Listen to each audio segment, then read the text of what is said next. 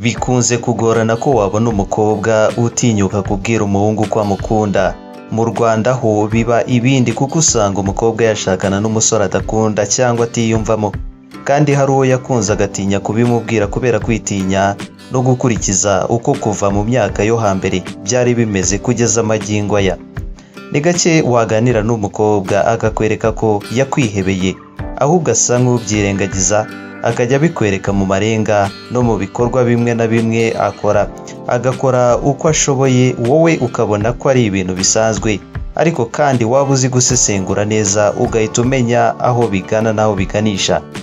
Ibros Rwanda uyu munsi rezami turabagezaho ibimenyetso simusiga bizakwereka ko umukobwa agukunda, bimwe byanatuma arara adasinziriye kubera wowe. Muri make, ibi bimenyetso bigaragaza neza ko umukobwa yagukunze bya nyabyo.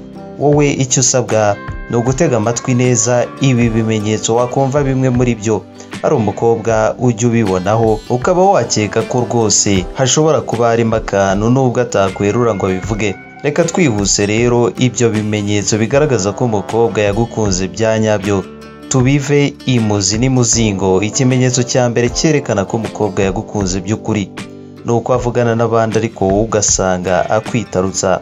Umukobwa ugukunda akaba yarabuze aho aguhera, kenshi usanga agutinya. Ibyo bituma yumva atakuvugisha igihe kinini, ndetse waza kumuvugisha akakwitarutsa cyangwa se ukabona asa naho adashaka kukuvugisha cyane. Bene uyu mukobwa usanga aba yifuza kuba yavugana nawe gusa kubera ubwoba no kumva ko uri umuntu utandukanye n'abandi, bigatuma atakuvugisha cyane cyangwa atakwisanzuraho cyane. Mu gihe ushaka kumuvugisha, ibi biterwa n'uko ahanini aba yumva agutinye, ntibibe byamworohera kubasha kukuvugisha. Ikimenyetso cya kabiri kiranga umukobwa wakunze akabura aho ahera akuratira inshuti ze kuko aba akubona nk'igitangaza. Umukobwa ugukunda ahora atekereza ko uri umuhungu utandukanye n'abandi mu buryo bwose, bituma kugutekereza no kuba yahamana uko agutekereza mu mutima we bimurenga, agatangira kujya yumva wahora mu biganiro bye n'abandi. Ibi rero bituma iyo atangiye kuganira n'inshuti ze mu biganiro uganza cyane, akajya kugarukaho buri kanya, ndetse n'iyo baba bari mu bindi biganiro akomeza kugarukaho kenshi. Rwose ubona izina ryawe ryaraganje ibitekerezo bye, kugeza n'aho bagenzi be bashobora kubibona bakamubwira bati ariko kana kuramukunda, urumva inshuro zose ukomeza umuvuga.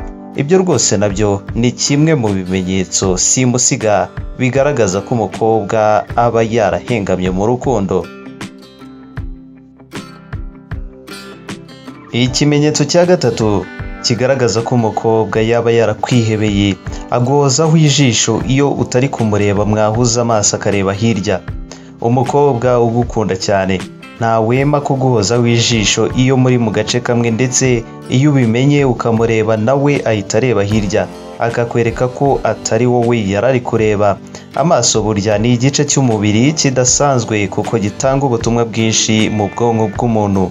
Mu gihe rero umukobwa azaba yagukunze, azahora ashaka kukwitegereza cyane cyane nk'iyo umunyuzeho, iyo muri kumwe muganira, iyo mwahuriye nko mu bindi birori cyangwa se ahandi hose hahuza abantu benshi. Cyane cyane nushaka kumureba uzabona ko muzajya mukunda guhuza amaso kenshi, agasa nk'uwijijisha akareba hirya.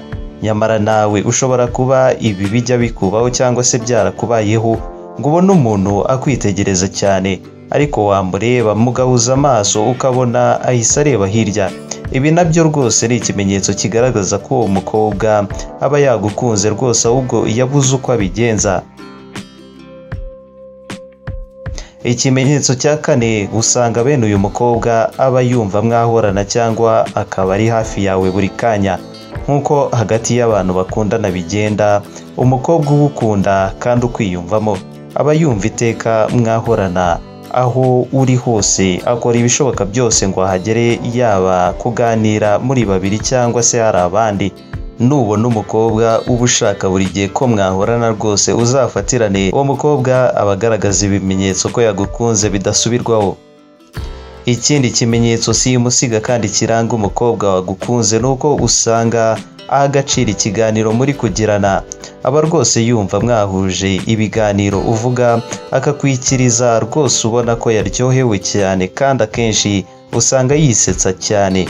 Niyo waba uvuze ibidasekeje, ikizakubwira umukobwa wahengamye kubera wowe akenshi ahorana ibitwenge bya hato na hato. Iyo uvuze muri kumwe akenshi aba abikora ngo umuhange ijisho cyangwa se ugire ikintu umubaza, aba ashaka ko ubona ko kwitayeho kandi aguteze amatwi. Rero niba umukobwa akunda guha agaciro ibiganiro mugirana ndetse ukabona bimushishikaje, nacyo twagishyira mu bimenyetso simusiga ko wamutwaye uruhu n'uruhande akabura uko abigenza. Ikindi kimenyetso kiranga umukobwa waguhengamiye mu rukundo nuko agushakira umwanya, yaba afite umwanya cyangwa se nta mwanya afite, ntabura uko abigenza. Ikimenyetso simusiga kikwereka ko umukobwa kwiyumvamo, akora uko ashoboye akakubonera umwanya muri gahunda ze zihutirwa, nk'uko byemezwa na Margot Schumann wanditse igitabo cyitwa Choose Love, Simple Path to Happy Joyful Relationships. Mu Kinyarwanda hitamo urukundo, inzira yoroshye igana ku rukundo ruzira amakemwa. Kuba umukobwa kubonera umwanya muri gahunda ze, hari abantu babifata nk'ibisanzwe, nyamara nibwo buryo bwa mbere mu bundi bwose bwerekana ko umukobwa akwiyumvamo.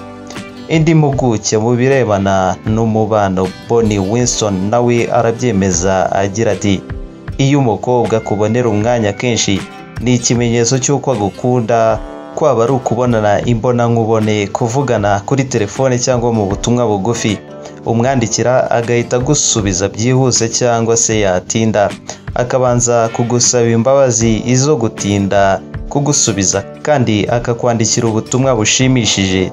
Ese ubundi atagukunda ibyo byose yaba bikorera iki? Ikindi kimenyetso kiranga umukobwa wakunze nuko iyo muganira akora uko ashoboye ngo mukomeze ikiganiro, mwaba murimo kuganira imbonankubone cyangwa murimo kwandikirana. Iyo umukobwa agukunda ajya muri icyo kiganiro n'umutima we wose.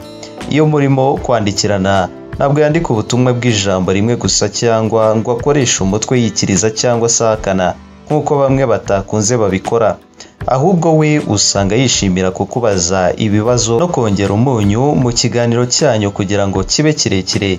Bene uyu mukobwa rwose aba akugaragariza ko akwiyumvamo cyane. Ikimenyetso kindi kiranga umukobwa ukwiyumvamo nuko numusaba ko muhura adafite umwanya, azagusaba ko muhindura umunsi. Iyo umukobwa yagukunze yifuza ko mwongera kubonana.